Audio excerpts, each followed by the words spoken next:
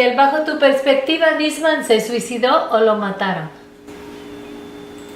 No, yo creo absolutamente que se trata de un magnicidio, de un asesinato. Todo hace prever esto desde el primer momento. ¿Y quién lo mató? Esa es una muy buena pregunta que muchos se formulan, más allá de todas las operaciones que se están haciendo para encubrir la investigación y para seguramente no llegar a una conclusión.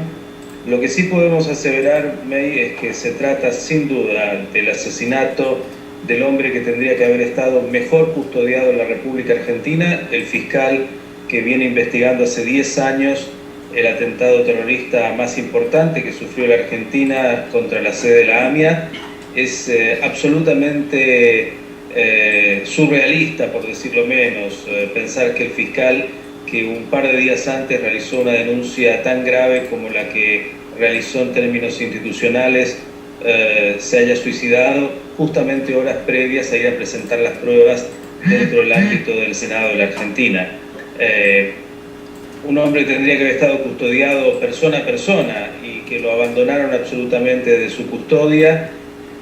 Las preguntas en relación a quién lo puede haber matado, bueno, otra vez, aparecen como distintas hipótesis. Hay quienes dicen que puede ser su propia custodia, hay otros que hablan de los servicios de inteligencia que están absolutamente cuestionados en la Argentina y que tienen una interna abierta y que podría ser también esto. La verdad es que no se sabe, incluso podría haber un guiño por parte del mismo gobierno argentino que frente a una denuncia tan grave que implicaba a la presidenta, al canciller y a otros cercanos al gobierno de lo que significa cómo se armó este memorándum con Irán, bueno, podrían de alguna manera haber, si no ordenado, haber dejado que esto pasara.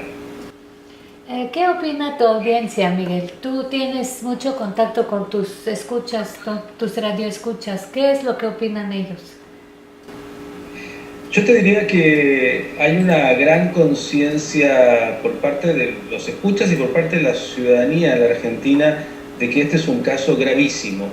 Claro que es un caso gravísimo que se une a muchos otros, con lo cual la capacidad de sorpresa en esta Argentina que nos toca está un tanto agotada, con lo cual hay indignación, como ya sabrás, hay una movilización que se ha convocado para este próximo 18 de febrero, un mes del asesinato de Nisman, donde, bueno, saldrá toda la ciudadanía, como fue también el mismo día, en realidad el día siguiente, cuando apareció el cuerpo del fiscal, clamando distintas cosas. Por un lado, justicia, por otro lado, que se esclarezca este hecho, por otro lado, bueno, yo diría es una especie de síntesis de muchas situaciones que hoy atraviesa la República Argentina y que están realmente siendo muy cuestionadas por parte de la ciudadanía. Desde la audiencia de la radio, desde la audiencia en general, bueno, hay indignación, hay preocupación, hay un estado, yo te diría también, de cierto anestesiamiento, porque la gente no sabe muy bien qué hacer frente a este hecho que es gravísimo. Y aún así imputaron a la presidenta. ¿Tú crees que este caso tenga seguimiento, que si ella es culpable, tú crees que sí se lleve a cabo o que va a ser impunidad? Bien, tal vez es necesario explicar esto, May. Cualquier funcionario público, mucho más allá si se trata de un fiscal, tiene la obligación de realizar una denuncia cuando ve algún tipo de irregularidad. Esto es para un fiscal de la nación o para cualquier funcionario público. Esta es una obligación desde el punto de vista de su rol, si no, lo estaría incumpliendo justamente con su deber de funcionario. El fiscal Nisman realizó una imputación muy seria, una denuncia de 300 fojas, con pruebas realmente muy importantes. Bueno, después de su muerte, esto ha pasado a las manos de un nuevo fiscal que ha hecho lo mismo, ha tomado estas denuncias, se las ha presentado a un juez quien tiene que determinar realmente si bueno, la denuncia tiene lugar y a partir de eso todo lo que vendrá como proceso de investigación. No será una investigación simple, no será una investigación breve. El gobierno en la Argentina tiene tan solo 10 meses por delante en términos del mandato de la presidenta Cristina Fernández de Kirchner, con lo cual no veo que esto vaya a avanzar más rápido que los tiempos políticos. Y desde el punto de vista judicial, acá conocemos y en todos lados lo que son las dificultades, las chicanas y las posibilidades de ir de alguna manera haciendo que el proceso sea lo más lento posible. ¿A qué puede llegar? Es una pregunta. Es difícil probar, más allá de lo que el fiscal ya trajo y de las escuchas telefónicas que han aparecido, que son realmente muy claras. Yo diría que hay que distinguir entre lo que puede ser un resultado jurídico de la denuncia del fiscal Nisman de lo que puede ser la verdad. A veces no coincide, desgraciadamente, el resultado jurídico porque hay que poder probar una situación tan grave como la que él ha denunciado, pero por otro lado, las escuchas y muchas otras pruebas que él fue acumulando e incluso cómo se armó este memorándum tan cuestionado con Irán, parecen tener una respuesta muy clara con las denuncias y con las pruebas que han aparecido. Pero sin embargo, hoy el ministro de Economía, Axel Kicillof, dice que la base económica de las denuncias de Nisman, las cuales se refieren a un intercambio económico por justicia, del caso AMIA más o menos, es una estupidez. Dijo, es una estupidez. ¿Qué queda entonces de la acusación del fiscal?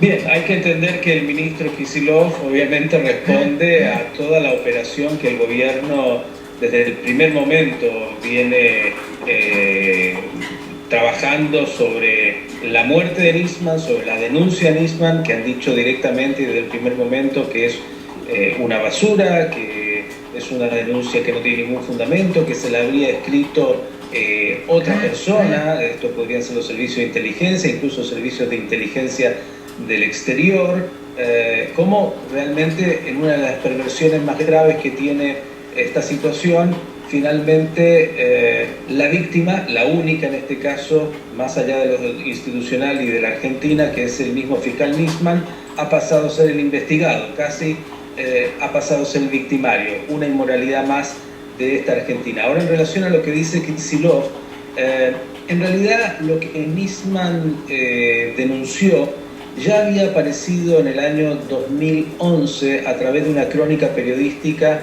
del fallecido periodista argentino José Pepe Liayer. Él fue el primero que habló de estos elementos de este acuerdo que se había montado con Irán, fue absolutamente descalificado, y el tiempo nos demostró con lo que fue justamente la presentación de ese memorándum, la aprobación express, casi histérica diría, por parte del Ejecutivo de la Argentina, en un memorándum que realmente es impresentable. Desde lo jurídico terminó por ser declarado inconstitucional, más allá de que falta una ratificación todavía de una instancia judicial. Desde lo político, absolutamente impensable, y desde lo que hace al esclarecimiento del atentado y lo que era incluso una burla a la propia justicia argentina, el armar una comisión para la verdad con Irán. La realidad, y ahora vuelvo a lo que dijo Kicillof, es que la intención de Irán desde el primer momento es que cayeran las alertas rojas. A partir de este acuerdo de entendimiento entre la Argentina e Irán, los indicados por la justicia argentina que tenían que comparecer y que nunca lo hicieron frente a la justicia, y es una pregunta obvia: si alguien no tiene nada para ocultar, si alguien es inocente, ¿por qué no se presenta con todas las garantías frente a la justicia para poder demostrar su inocencia? Irán se burló permanentemente, la justicia argentina nunca se prestó a poder presentar a aquellos que han sido sindicados como autores intelectuales e incluso involucrados en el hecho mismo terrorista. Y este memorándum, cuyo único principio tuvo la caída de las alertas rojas de Interpol, para que los iraníes pudieran circular por el mundo. Cuando Kicillof dice que no se incrementó el comercio, es una de las respuestas que el gobierno ha dado de inmediato, lo que hay que decir es que Irán no ratificó nunca el memorándum de entendimiento, con lo cual todo lo que eran esos intereses potenciales quedaron en lo potencial, pero lo real es que nunca se llegó a establecer el memorándum y a partir de eso, bueno, los negocios potenciales que podrían haber habido y que incluso han habido igual, tal vez quedaron en simplemente el deseo. Diría que era una condición sine qua non para Irán la caída de las alertas rojas de Interpol a sus ciudadanos iraníes, muchos involucrados incluso en el gobierno de Teherán, y como esto no se dio, claro, el resto tampoco. Pero dicen que no cayeron las alertas rojas. Es que hay Así mucha es. desinformación, ¿no? Bueno, las alertas rojas no corrieron, claro que no, Interpol no las eliminó porque en realidad tenía que ser ratificado el memorándum de entendimiento, por un lado por el Congreso argentino, cosa que se hizo de manera, como digo otra vez, express, casi impuesta, y sobre todo entendiendo que el oficialismo tenía mayoría, a pesar de la oposición de gran parte de la comunidad judía, a pesar de la oposición de aquellos que entendían que esto era jurídicamente fuera de lugar, que era políticamente absurdo y que no respondía a los intereses de la investigación del caso AMIA, pero Teherán no aprobó ese memorándum, con lo cual nunca se constituyó finalmente ese acuerdo. A partir de eso, al no haber un acuerdo de entendimiento, las alertas rojas continuaron para Interpol vigentes. Tal vez si hubiese habido, de acuerdo a lo que algunos pensaban, ese acuerdo entre las partes, Interpol habría interpretado que a partir de ese momento y a partir de esta comisión de la verdad, las alertas rojas dejaban de ser vigentes. Sí, hay como mucha desinformación porque también dicen que aumentó el negocio con Irán, que se incrementó, otros dicen que no, como que hay mucha desinformación.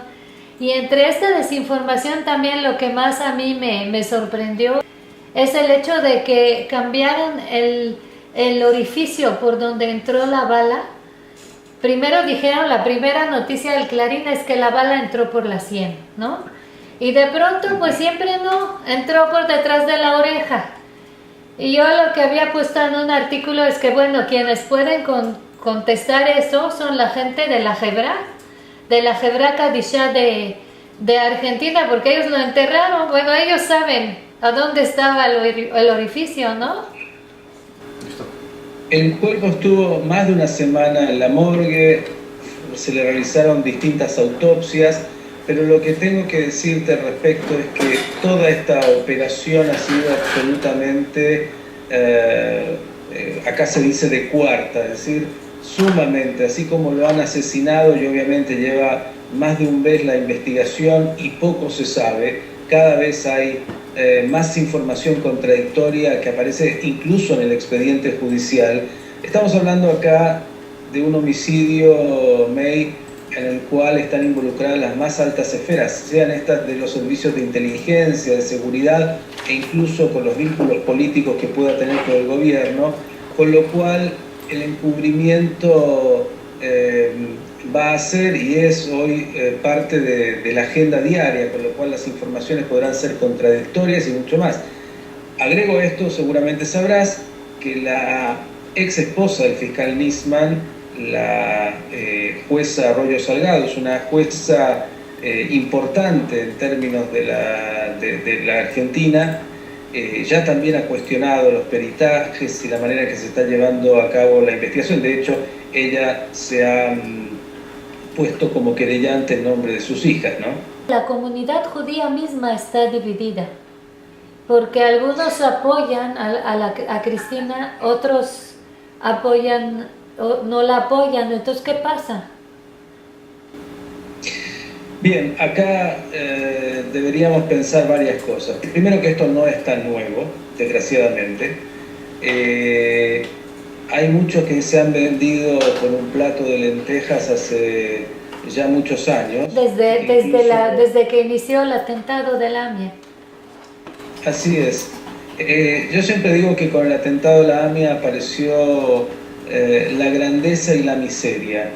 Y cuando tienes un atentado impune por casi 21 años, todo es posible, por decirlo así. El vacío de justicia hace que, desgraciadamente, todo pueda ser posible, y entre eso que mucha gente ha sacado provecho y que hay muchos que trabajan para el gobierno nacional en la Argentina, muchos judíos me refiero, y que no obviamente están interesados en el descubrimiento de la verdad, sino en operar para los intereses del gobierno de Cristina Kirchner.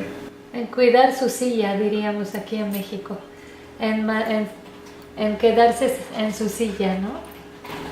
Yo te agregaría, en Argentina se diría cuidar los bolsillos.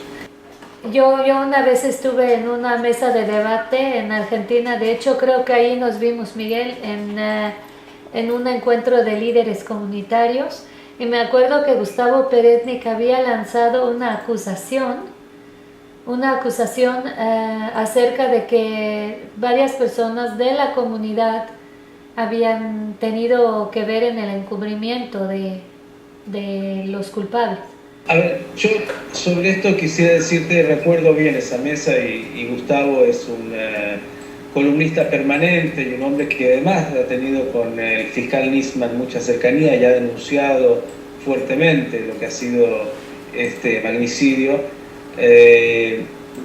Debemos decir que han habido intereses desde siempre por distintas personas de la comunidad, y en esto del encubrimiento, como sabrás, un atentado que no se esclarece rápidamente luego puede traer todo este tipo de situaciones, ¿sí? De quienes han encubierto, de quienes no han obrado a conciencia, de quienes han tenido intereses. La realidad es que, a ver, ayer en Copenhague, desgraciadamente,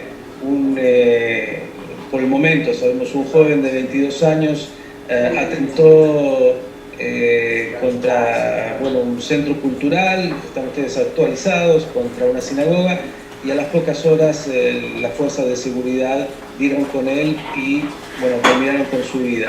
En la Argentina tenemos 21 años, 85 muertos, y ahora además un fiscal muerto por la causa AMIA. Nadie es culpable y nadie sabe realmente quiénes son los que tendrían que haber pagado por esto. ¿Es verdad también que la comunidad judía demandó a Nisman por obstaculizar la causa AMIA? No, de ninguna manera. Tanto la AMIA como la DAIA han acompañado al fiscal Nisman en su tarea, más allá de que pueda haber momentos en los cuales tuvieron mayor cercanía, menor cercanía, cuestionamientos, pero el fiscal trabajó durante 10 años. Recordemos que el fiscal Nisman fue puesto como un fiscal especial de la causa AMIA por el entonces presidente Néstor Kirchner, el año 2004. De hecho, una de las personas que aparecen ahora sindicadas como, que podrían tener que ver con su muerte, es un ingeniero Stiuso, quien es el hombre que el mismo Kirchner lo vinculó como el hombre que más sabía de los servicios de inteligencia en relación al atentado de AMIA y la investigación. En el periódico La Nación sí hay un artículo que dice que personas de la comunidad lo habían demandado, lo habían acusado de entorpecer, sí. Lo que ha producido el atentado impune, entre otras cosas, es que, han aparecido muchos intereses y muchos referentes. Habla de una agrupación llamada 18J, que está liderada por Sergio Burstein, que es el ex marido de una de las fallecidas del atentado. En el vacío y en lo que ha pasado aparece como un referente muy importante. La realidad es que él debe agrupar a 8 personas, 10 personas que tienen intereses muy concretos, que se sabe que trabajan para esos intereses y que poco tienen de interés en lo que hace al esclarecimiento del atentado. Así como él, hay otras pequeñas agrupaciones. La realidad es que la gran mayoría de los familiares y amigos de las víctimas del atentado no están nucleadas en ninguna agrupación, y que en ese vacío también aparecieron algunos referentes que no todos justamente han trabajado, yo diría, por el esclarecimiento y con la responsabilidad que un atentado tan doloroso requiere. Sí, porque también se habla que uno de ellos es socio de Macri, que Macri ha sido acusado por hacer escuchas a la comunidad.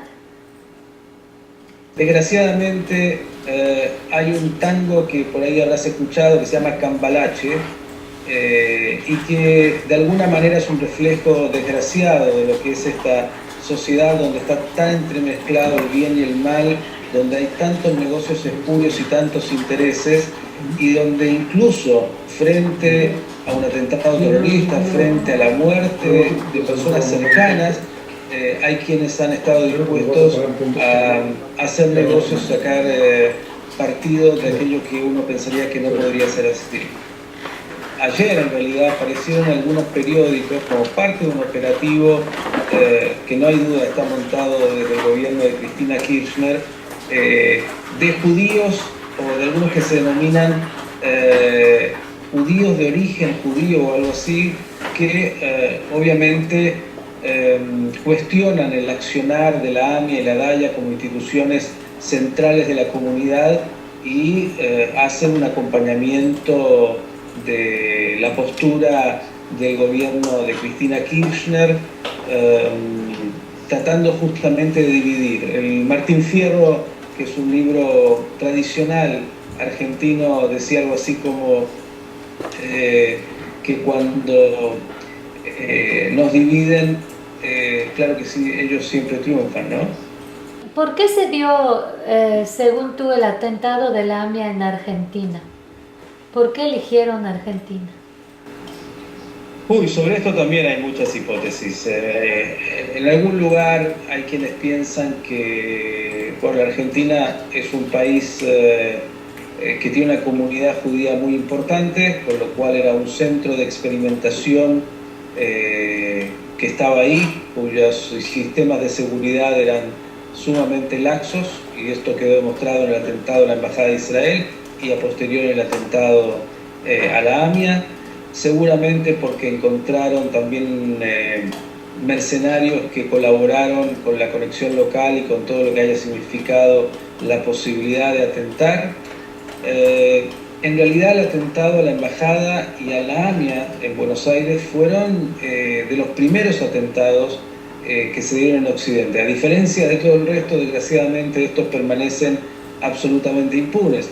Ahora, se dice, y hay muchas teorías, que tiene que ver con algún tipo de respuesta a la política en ese momento del presidente Menem en relación a Medio Oriente. Seguramente un país como la Argentina es un país central, pero no tanto en el mundo, con una comunidad judía importante, y el efecto iba a ser desgraciadamente, que yo digo es la impunidad de estos 21 años en el caso de la AMIA y casi 23 en el caso de la Embajada de Israel. ¿Tú crees de que el atentado de la AMIA llegue a esclarecerse y que haya justicia? Porque bueno, de alguna manera se esclareció, se saben quiénes son los culpables, están en Irán, pero ¿tú crees que haya justicia algún día?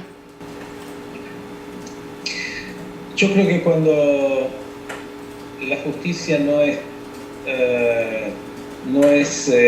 inmediata, ya no es justicia. Desgraciadamente todo lo que acá se ha hecho para encubrir hace que sea muy difícil pensar en que se va a esclarecer. Creo que va a continuar como una herida más en la sociedad argentina, que tal vez en algún momento de la historia, pero bastante más lejana, y también sobre esto pongo cierta reserva, podamos conocer un poco mejor, un poco más, quiénes fueron los actores, quiénes fueron los responsables, y a partir de eso, tener mayores certezas. Es muy difícil en un país como la Argentina, donde está todo tan entremezclado, donde hay tantos intereses, donde han habido tantas operaciones, donde ha habido tanta irregularidad, pensar que se puedan esclarecer los atentados y que pueda haber justicia, más aún después de tantos años. Y me faltó preguntarte sobre un personaje, Timerman, que la verdad se nos hace bastante siniestro desde aquí. Bueno, Timerman es siniestro, debo decir con poco privilegio, que lo tuve un año cuando comenzó con el periodismo en Radio High. Era un personaje ya en esa época.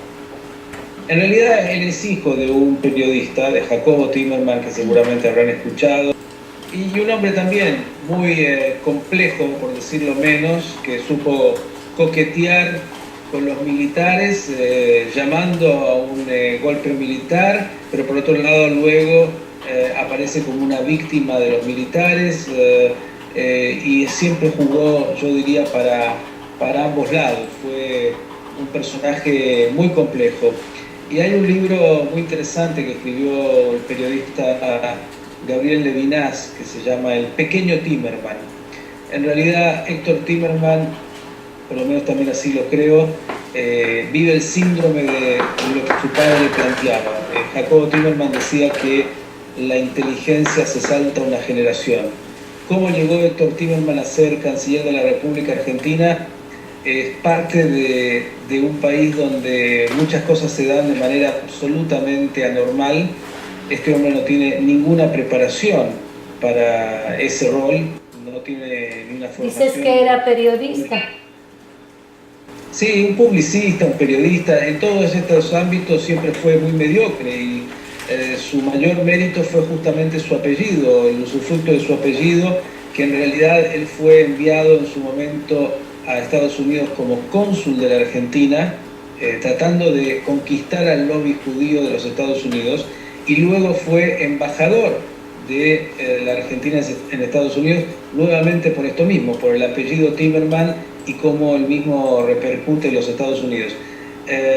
Lo de Héctor Timerman es realmente sumamente penoso. Nosotros, y en esto en lo personal, desde el primer día que apareció este memorándum, y a otras declaraciones que ha hecho realmente nefastas en relación a Israel, que como sabrás, por ejemplo, en la época de los militares fue el salvoconducto para su familia. Él se refugió junto a su padre en Israel. Bueno, ha dicho cosas que son realmente impresentables en relación a Israel, en relación a lo que es su condición de judío, y hemos solicitado desde el primer día que la comunidad tenga el coraje de poder sancionarlo, incluso con un jerem, expulsándolo de las instituciones de la comunidad. No será más que de alguna manera, una sanción formal y moral que tendrá consecuencias mínimas para él, pero que marcará un poco un límite entre lo que corresponde y lo que no corresponde. Héctor Timerman ha vendido a la Argentina, a Irán, ha vendido a la comunidad judía y a las víctimas de la AMIA, de esto no hay ninguna duda. Pero ustedes lo tuvieron un año ahí en Radio High. Sí, tenía un programa los viernes a la tarde, entre otras cosas, en un momento con Danny Feinstein, a quien conoces muy bien. Sí. Ellos tenían el programa, lo hacían en conjunto, y en otro momento con algún otro referente. Sí, lo tuvimos un año en la radio. Y también el detalle que fue a firmar el memorándum en Yom Kippur. Sabes que el día en que esto aparece públicamente, y algunos pensamos que no es tan casual, fue un 27 de enero, día de la rememoración internacional de la Shoah. Todos estos elementos son sumamente agraviantes. Un memorándum firmado con un país que fomenta el terrorismo, que fomenta la destrucción del Estado de Israel, y que en su momento, cuando se firmó también este memorándum, estaba, entre otros, Ahmadinejad, que proclamaba abiertamente la negación de la Shoah. ¿En qué les podemos ayudar, Miguel, desde México? A mí me parece que este es un momento muy delicado, y seguramente, como todas las situaciones, tienen que ser resueltas desde dentro. Acá se ve poca luz al final del túnel. Es una de las preocupaciones que tenemos. La situación es muy difícil. La intencionalidad de polarizar a la Argentina en un discurso populista y de amigos enemigos se traslada también a la comunidad, y esto empieza a tener desgraciadamente consecuencias. Me parece que la luz que pueda venir desde fuera, desde la presión internacional, desde las comunidades judías del mundo siguiendo y exigiendo que se aclare la muerte, en este caso, de Nisman, y mucho más allá que la muerte de Nisman, voy a decir esto agregando, en realidad, si Nisman se suicidó, si lo suicidaron, si lo mataron, termina siendo desgraciadamente una anécdota dolorosa para él y para su familia. El tema que hay que investigar es el fondo de la cuestión, es la denuncia que hizo Nisman con las pruebas que tienen en relación a lo que sería este pacto espurio entre la Argentina e Irán, donde aparecen los máximos referentes de la Argentina armando una embajada paralela, que también es un modus operandi que ya se conoce. En realidad, con Venezuela algo parecido ocurrió en su momento, y agregándote ya que traigo Venezuela, no cabe duda, por lo menos de acuerdo a mi entender, que todo esto, toda esta operación fue montada en Caracas, que es la representante de Irán en el continente. Los intereses y los compromisos de Argentina, económicos e incluso ideológicos, lo han puesto en el eje de sus aliados, que son hoy, desgraciadamente para Argentina, Rusia, China, Venezuela, Cuba, Bolivia. Estos son los aliados de Argentina en una política profundamente antiamericana, y a partir de eso creo que lo importante es descubrir el fondo. Los personajes que han aparecido, que tienen un trabajo de antisemitismo ya muy conocido, como un personaje llamado Luis Delía, que ha estado siempre muy cerca del gobierno, y algunos otros, hacen presumir que las denuncias de su momento, como te decía, tanto del periodista Eliashev como del fiscal Nisman, pueden tener un asidero muy concreto, porque se terminaron de plasmar en ese documento que daba esta posibilidad de, sacar a los iraníes de las alertas rojas. Ya han aparecido carteles desde el primer momento en las calles de Buenos Aires con consignas antisemitas muy graves después de la muerte de Nisman.